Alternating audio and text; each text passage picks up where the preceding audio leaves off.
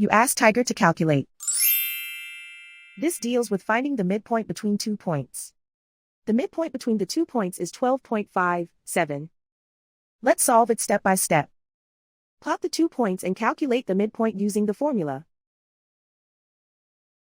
The coordinates of point 1 are x1 equals 5, y1 equals 4. The coordinates of point 2 are x2 equals 20, y2 equals 10. PM represents the midpoint of the 2 points.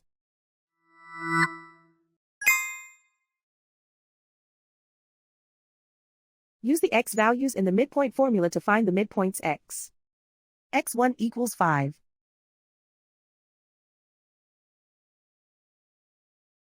x2 equals 20.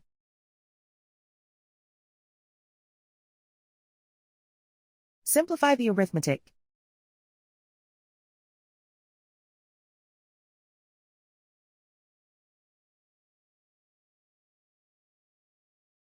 Use the y values in the midpoint formula to find the midpoints y. y1 equals 4.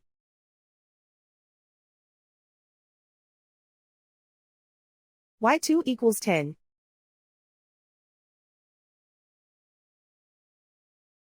Simplify the arithmetic.